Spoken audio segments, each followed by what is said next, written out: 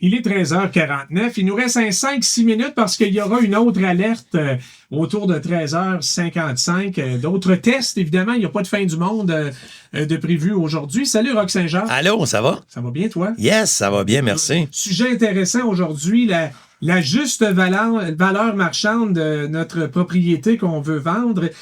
Penses-tu que la majorité des propriétaires savent vraiment combien vaut vraiment leur maison aujourd'hui? Bien, je vais te dire que la plupart, non. La plupart ont une idée où ce que ça se situe ou où ils aimeraient que ça se situe. Mais quand on arrive avec la juste valeur marchande, souvent ils sont surpris, agréablement surpris ou désagréablement surpris. Ouais. Mais ça arrive... Souvent, là, à part si on est dans le processus avec un courtier, là, souvent on pense que, bon, l'évaluation municipale, ça doit être à peu près ça la valeur.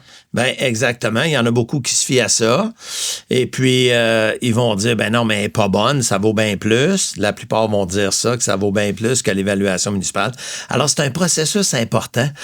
Pour toutes sortes de raisons, Louis-Philippe, aujourd'hui, on va se concentrer sur comment utiliser cette équité-là si on veut réaliser des projets qui nous sont chers, peu importe la raison.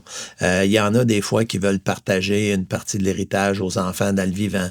Il y en a qui veulent s'acheter un genre de motorisé parce qu'ils ont le rêve depuis toujours de se promener pendant les dernières années, avant ou pendant... Des rénaux au chalet. Il y en a qui font des... Cette année d'ailleurs, mais ça va finir un jour.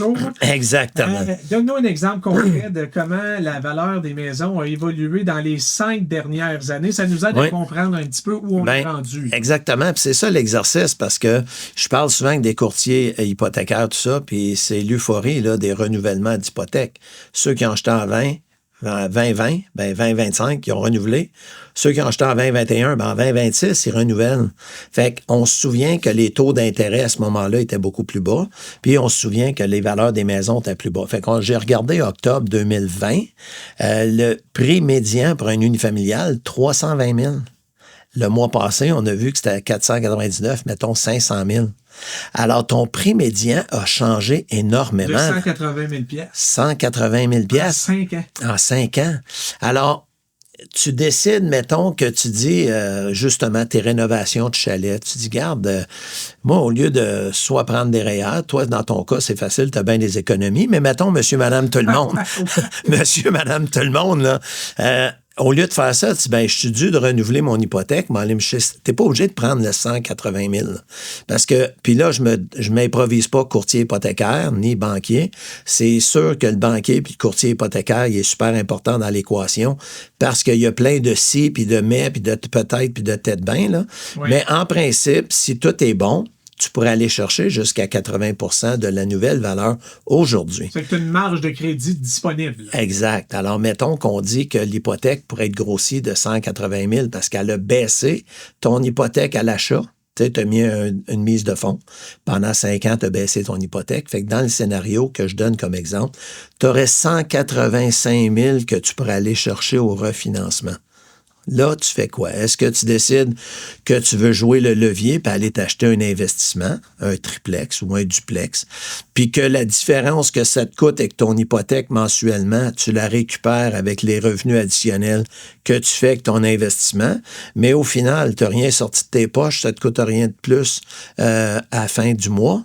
Alors, tu comprends que tu utilises un levier qui est assez puissant. Mais il y en a d'autres qui ont d'autres sortes de rêves. Rénover la cuisine, faire la salle de bain, parce que quand on a acheté, on a décidé qu'on ne le faisait pas maintenant. Mais c'est peut-être une belle occasion de le faire, parce que les taux d'intérêt sont quand même intéressants, là.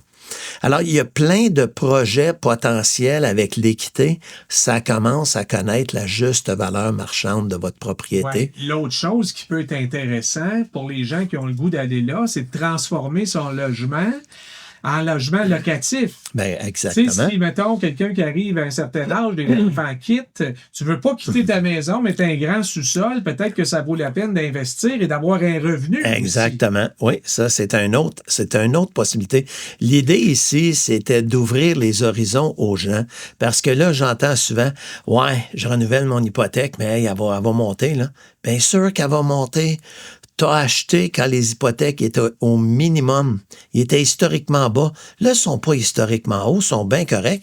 Mais c'est quoi ta stratégie? Rencontre un conseiller, un planificateur qui va t'organiser au niveau de ton hypothèque. Voir, y a-t-il lieu que je rêve à un chalet, ça fait longtemps, puis je pourrais mettre une bonne mise de fonds. Oui, ça va changer tes paiements, mais dans 5 ans, tu fais peut-être un peu plus d'argent mensuellement dans tes revenus que tu faisais 5 ans passés. Fait que c'est comme une belle occasion. Vous avez des options. Évidemment, regardez vos affaires, posez des questions. Oui. Allez voir des spécialistes. Là. On le répète, ça prend un plan. Oui. C'est pas des décisions sur un coup de tête. Non. La juste valeur marchande.